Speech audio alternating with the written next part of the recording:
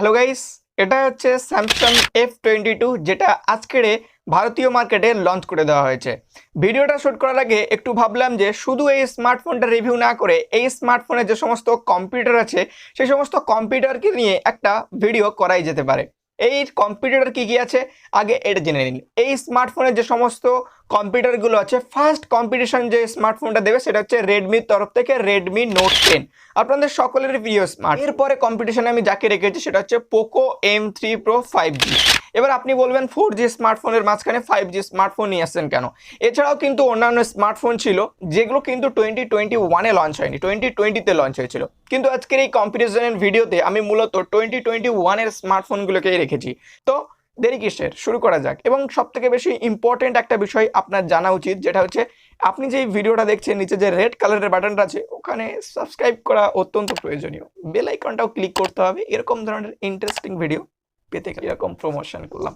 যাই হোক, আমরা যদি এই স্মার্টফোনগুলোর সবার প্রথম ডিসপ্লের দিকে দেখাই, যেটা হচ্ছে সব থেকে important part of smartphone, Samsung F22-তে কিন্তু আমরা 6.4 ইঞ্চির একটা সুপার অ্যামোলেড 90 হার্টজের ডিসপ্লে দেখতে পারবো। রেডমি নোট 10 প্রোতে কিন্তু আমরা 120 হার্টজ যুক্ত সুপার অ্যামোলেডের 6.4 ইঞ্চির একটা ডিসপ্লে দেখতে পারবো। এই দুটোর মধ্যে পার্থক্য আপনারা বুঝতেই পেরে গেছেন। স্যামসাংয়ের স্মার্টফোনটিতে আপনারা 90 হার্জের ডিসপ্লে এবং রেডমির স্মার্টফোনটিতে কিন্তু আপনারা 120 হার্জের রিফ্রেশ রেট দেখতে পারবেন। কিন্তু পোকো M3 Pro 5G এই স্মার্টফোনে কিন্তু আপনারা শুধুমাত্র 5G থাকার কারণে একটুখানি কম্প্রোমাইজ করতে হবে, যেটা হচ্ছে এই স্মার্টফোনে আপনারা আইপিএস ডিসপ্লে পেয়ে যাচ্ছেন। আইপিএস ডিসপ্লে শুধু নয়, এই স্মার্টফোনে কিন্তু আইপিএস ডিসপ্লে থাকা সত্ত্বেও কোনো ধরনের হায়ার রিফ্রেশ রেট নেই। এবার আপনি বুঝতেই পারছেন এই তিনটে ডিসপ্লের মধ্যে কোন ডিসপ্লেটা সব থেকে বেস্ট হতে চলেছে। হ্যাঁ, আপনার সঙ্গে আমিও একমত। এটা হচ্ছে রেডমি নোট 10 ডিসপ্লেটা কিন্তু আমার আপনার সকলের মধ্যে একটা বেস্ট ডিসপ্লে। যেহেতু এই ডিসপ্লেটাকে আমরা একটা বেস্ট ডিসপ্লে বলে ফেললাম, অবভিয়াসলি এর মধ্যে নিশ্চয়ই কোনো বিশেষত্ব আছে। এই স্মার্টফোনের ডিসপ্লেটার মধ্যে একটা সব থেকে বড় বিশেষত্ব হচ্ছে এই ডিসপ্লেটাই কিন্তু আমরা 1200 নিটসের ব্রাইটনেস দেখতে পারবো, যেখানে স্যামসাং এর স্মার্টফোন এবং পোকোর স্মার্টফোনটিতে কিন্তু আমরা 400 নিটস ব্রাইটনেস দেখতে পারবো।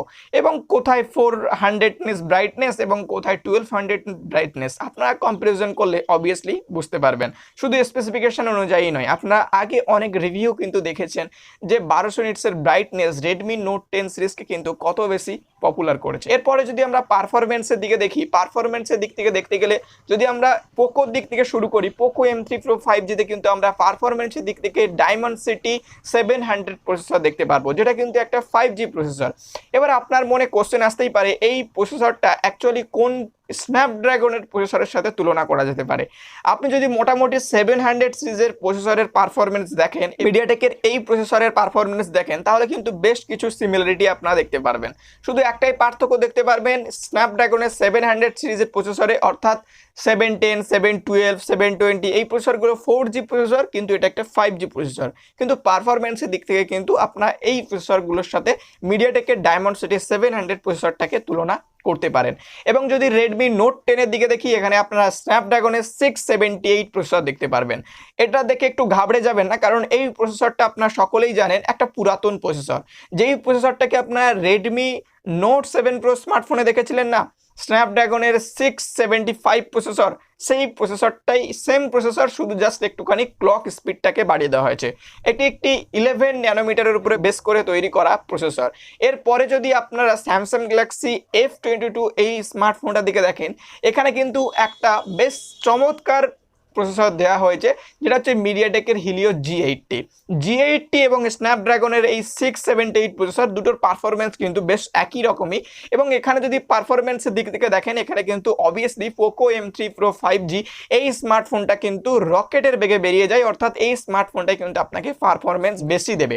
এবার আপনার প্রায়োরিটি যদি একটা 5G স্মার্টফোন হয়ে থাকে, যেখানে আপনি শুধুমাত্র 5Gর জন্য ডিসপ্লের উপরে কম্প্রোমাইজ করতে পারবেন এবং হায়ার রিফ্রেশ রেটের উপরে কম্প্রোমাইজ করতে পারবেন, তাহলে কিন্তু আপনি এই স্মার্টফোনটার দিকে দেখতে পারবেন, যেখানে আপনার 5G অনেকটা বেশি প্রায়োরিটি।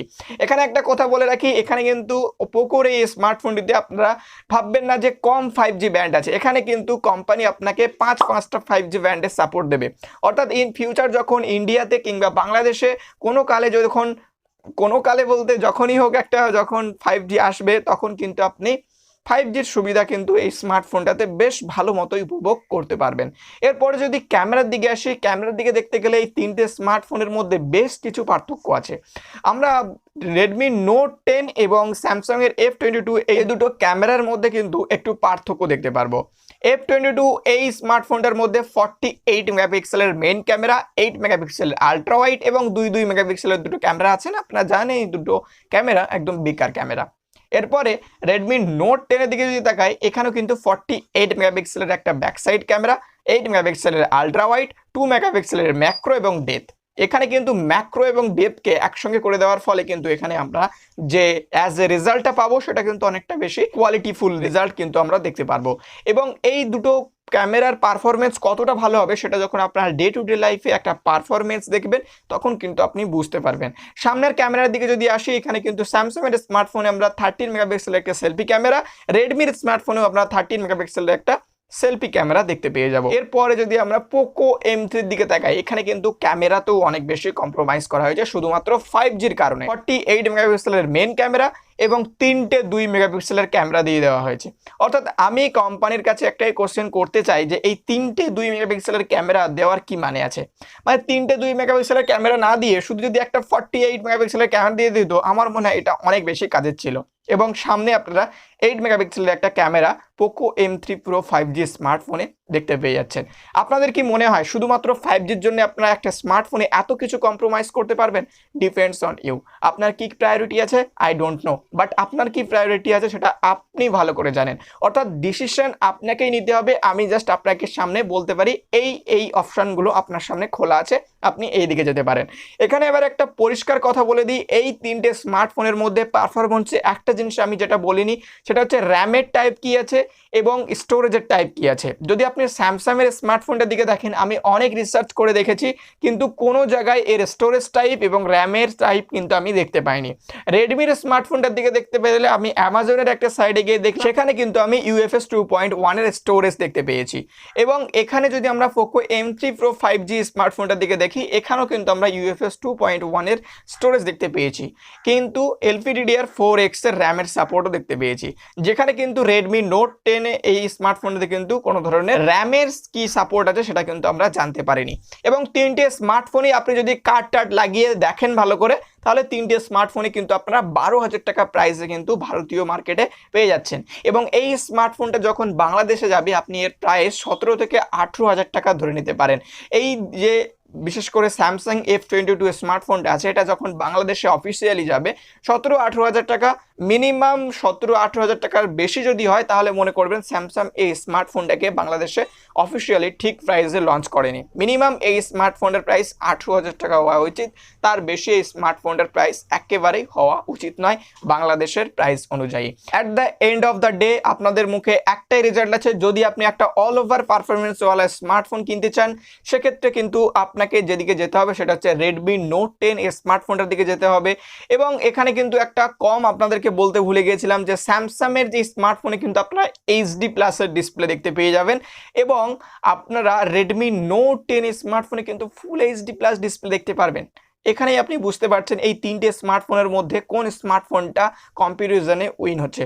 অবভিয়াসলি আমার কম্প্যারিজনে রেডমি নোট 10টা কিন্তু উইন হচ্ছে।